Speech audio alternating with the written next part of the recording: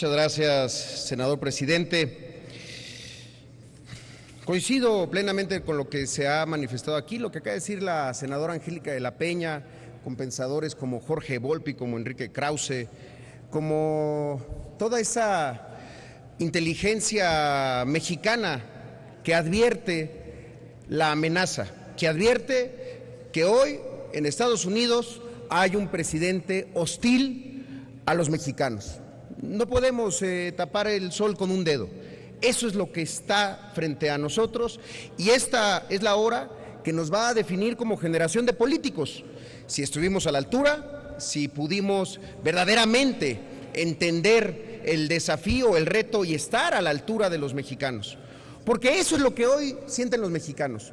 No sienten miedo, no sienten zozobra, sienten una enorme dignidad y un llamado a la acción del más profundo fuero interno de hacer algo. El problema es si nosotros, todos nosotros, no solo como Senado, sino como clase política, estaremos a la altura de esa amenaza, a la altura de ese desafío y a la altura de las expectativas de los mexicanos. Trump es una amenaza.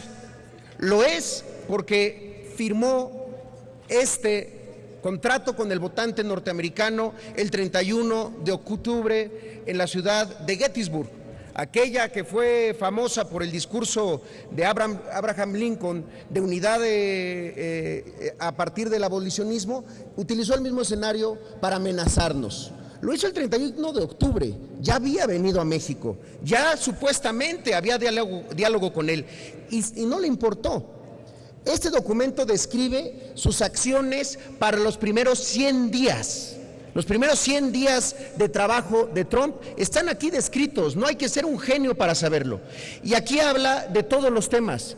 Habla de la renegociación del Tratado de Libre Comercio, en las partes que le convienen a México, obviamente, y de cómo lo puede hacer bajo el amparo del artículo 2205, que le posibilita al presidente de los Estados Unidos renegociar o, en su caso, cancelar el Tratado de Libre Comercio de manera unilateral y solamente con 90 días de anticipación. Aquí, en esto que firmaban los votantes de Donald Trump en cada evento en donde él iba, habla de acabar con dos órdenes ejecutivas del todavía presidente Barack Obama, que tienen que ver con los Dreamers y sus padres. Se llaman DACA y se llaman DAPA. También las puede eliminar de un plumazo a partir del 20 de noviembre. ¿Qué significaría esto para México? Que los 700,000 Dreamers mexicanos que ya nacieron en Estados Unidos y que hoy, gracias a la orden ejecutiva, pueden trabajar y no se les va a deportar, empiecen a ser deportados. Y sus padres, en DAPA, a partir de la eliminación de esta orden ejecutiva, exactamente lo mismo. Aquí está la amenaza de deportar a 2 millones de mexicanos. Lo está diciendo y lo está firmando. ¿Qué implicaría esto? Que si una nación no recibe los deportados de Trump, lo dice, cancelaría la visa para esa Estado-nación y cancelaría el flujo migratorio. Y habla de una cosa más. Habla del muro y de cómo los mexicanos lo tienen que pagar. Lo dice con todas sus palabras. Entonces, seguir pensando que se va a temperar es caer en el mismo error. Se puede cometer un error una sola vez. La segunda vez ya no se llama error. Y hoy estamos cometiéndolo. Y estamos yéndonos hacia ese camino, hacia ese abismo, hacia ese precipicio. Pensamos que la candidatura republicana lo iba a temperar, no lo temperó. Pensamos que si venía a México y nos conocía y hablábamos con él, se iba a temperar. La evidencia no se atemperó. Ahora insistimos en decir que no va a ser lo que prometió, que dijo que iba a ser. ¿Por qué creemos eso? Yo lo que digo el día de hoy es que hay una ruta de su lado. No veo una ruta mexicana para enfrentar a Donald Trump. Y creo que debemos de dejar de discutir si lo va a hacer o no, si puede hacerlo o no, si le conviene a su nación o no. Pongámonos a pensar qué podemos hacer nosotros hoy aquí. Y hoy creo que la palabra clave se llama unidad. Una unidad no retórica, una unidad activa. Yo hoy, de manera muy respetuosa, convoco al presidente de la República, Enrique Peña Nieto, a que nos convoque a nosotros, a que convoque a las fuerzas de la oposición, a que convoque a los intelectuales, a que convoque a los empresarios, a que convoque a los migrantes, a que convoque a los artistas, a que convoque a todos los mexicanos que definen verdaderamente la grandeza de nuestra nación. Hoy, como decía Jorge Luis Borges, si no nos une el amor, que nos une el espanto. Y no en una lógica de temor, que nos una a una amenaza que tenemos al frente y que es común.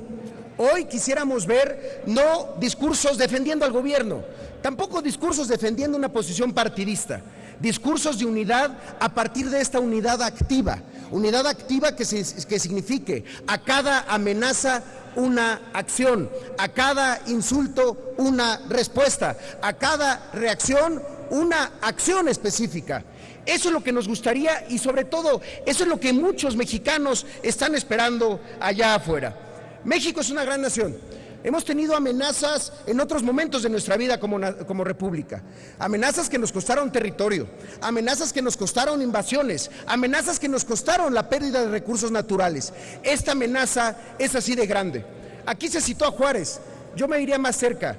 Aquí está la guía. Se llama Lázaro Cárdenas, está en sus apuntes, está en la dignidad de un momento mexicano que supo enfrentar las amenazas externas, que supo transitar en medio de una guerra terrible y que supo poner en alto el nombre de México en el concierto de las naciones. Hoy, reitero, a todos los mexicanos y las mexicanas no nos define una elección en otro país. No nos define una relación con otro país, por más poderoso e importante que sea.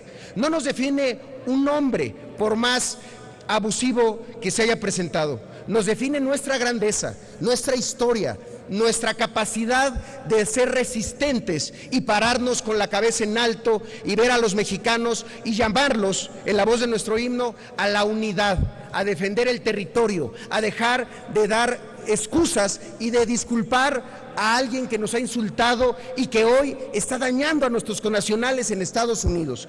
Atendamos pues esa amenaza, lo hagamos con inteligencia y con grandeza, lo hagamos de verdad, como la hora que nos definirá de manera irremediable para siempre. ¿Pudimos estar a la altura o nos quedamos con el discurso del confort? ¿Pudimos estar a la altura o nos llamamos a las diferencias? Unidad, señores, unidad activa. Señor presidente de la República, Enrique Peña Nieto, lo convoca a que nos convoque, lo convoca a que nos vea como aliados a las fuerzas de la oposición, vea como aliados a sus paisanos, vea como aliados a los intelectuales, veámonos todos como el gran pueblo mexicano que estamos llamados a ser. Es cuanto, muchas gracias. Muchas gracias, senador Zoé Robledo Aburto. Corresponde